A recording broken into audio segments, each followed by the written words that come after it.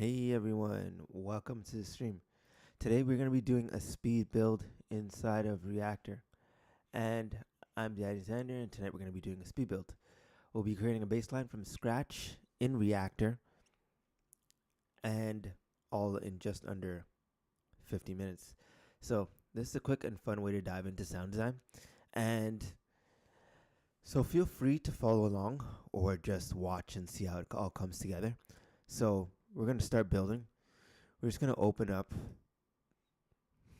Reaktor, our sound design tool of choice, and we're going to we're going to go through the functions. So we have an option to play here. We have an option to play Reaktor instruments. Then we have another option here to patch together instruments, and another one to build synth samplers, effects, and sound design tools within Reaktor. And today, before we jump in, let's make sure you hit the like button if you enjoy this format, and feel free to ask questions in the chat and I'll answer them after the build. So let's get ready and let's start building. So we're going to go into the build section of Reaktor. You're going to have several different panels here inside of Reaktor to build out your synthesizer or modular rack, the plate option, library option, files option, and today we're going to be mostly in the player option. And we're going to start out by grabbing some basic modules that we need.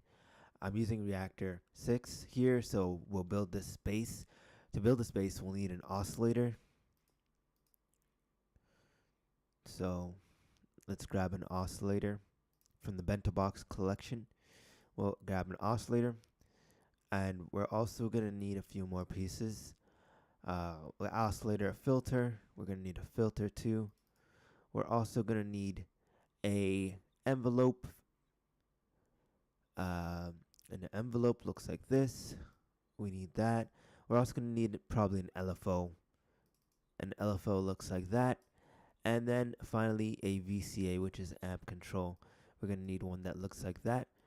Just go back to refer to my other videos if you would like to see a further description of what these tools do and how they work. So I'll show you each one, just a quick overview of how they work together to create a bass sound.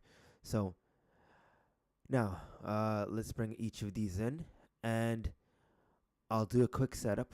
The oscillator will be our main sound source, and you'll see we'll use low pass filter to shape the bass tone and really for control, and we'll add the envelope to define how the sound starts and stops, and LFO for modulation.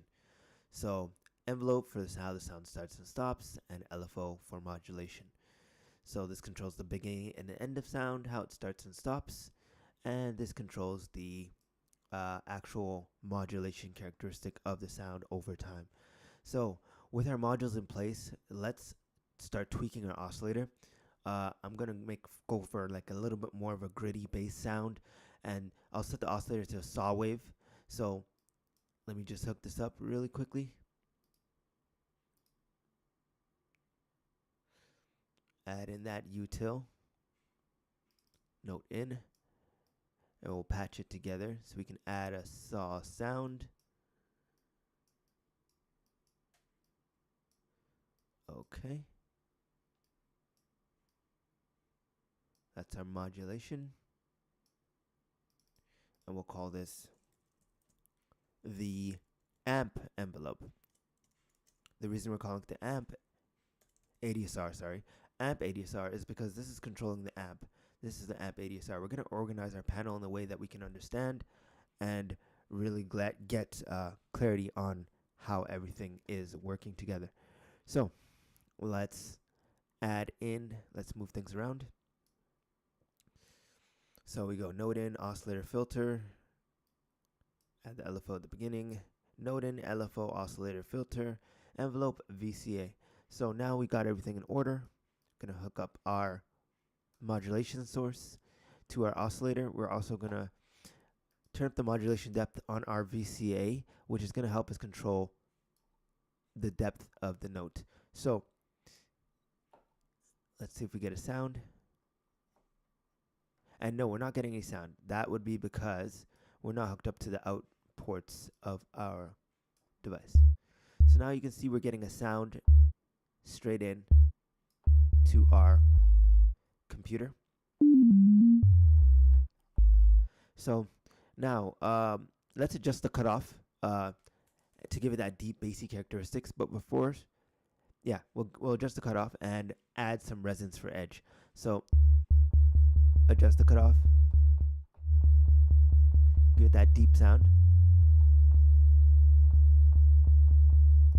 and then add some resonance. So the resonance helps with getting those harmonic frequencies.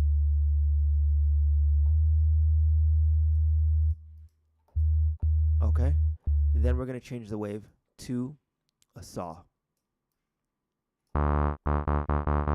Okay, once we change the wave to a saw, we're now going to manipulate that some more. So let's turn on our LFO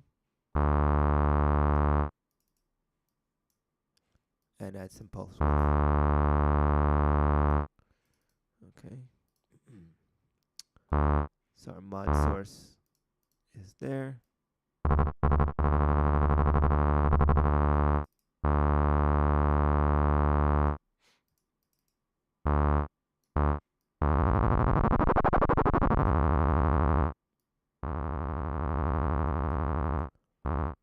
Let's add some reverb to this, get it a smoother sounding sound. So we'll go into blocks primes and we'll grab our reverb. Grab some rounds reverb, bring it in, and then we'll hook that up to our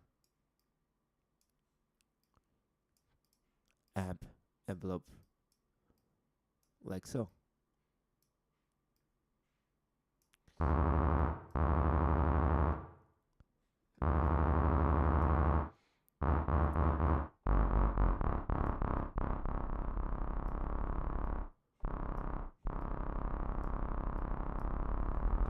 Let's add a second oscillator to this just for fun.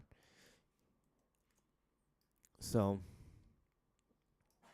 we're actually going to feed both of these oscillators through to our actual filter. So I'm going to add something just so we can connect both of them up. And that would be a mix. So we're going to mix both of these oscillators out into our filter. And the reason we can't hear anything is because our depth is all the way down.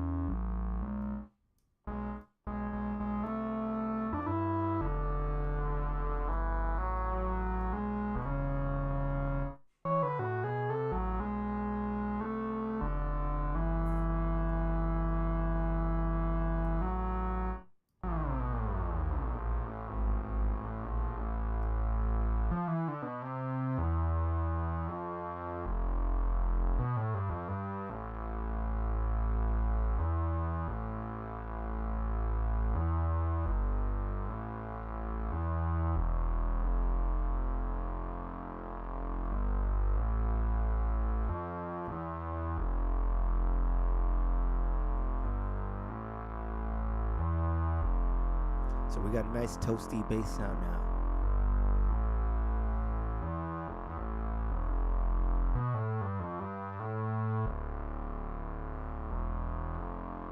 So there you go. There you have it. You have a nice bass sound that you can work with. Feel free to tweak your knobs to your desire. Like tweak them, and create a sound that you're happy with.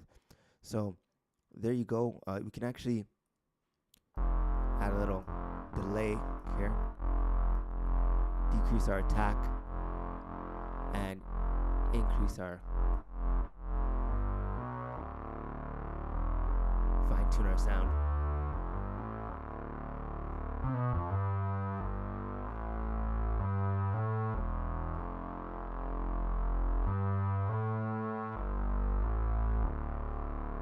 So we got a nice sounding bass sound.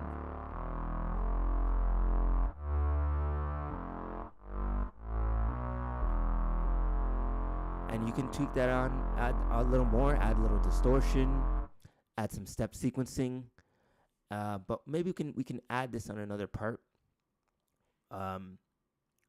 So we can give some groove by adding a step sequencer. We can add that in quickly.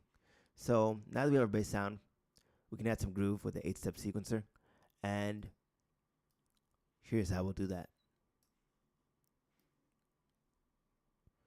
So we've got our bass sound. Just gonna add in this 8-step to our pitch. And then our gate control. Oh, whoops, wrong one. I can go back there. And then we can add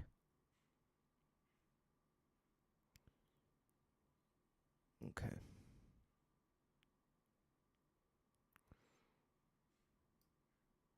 So we would need actually one more piece. We're actually going to save this for another session. But let's take this, take what you got here so far, and experiment with this bass sound, making it your own. Until next time, let me know how it goes, and peace out.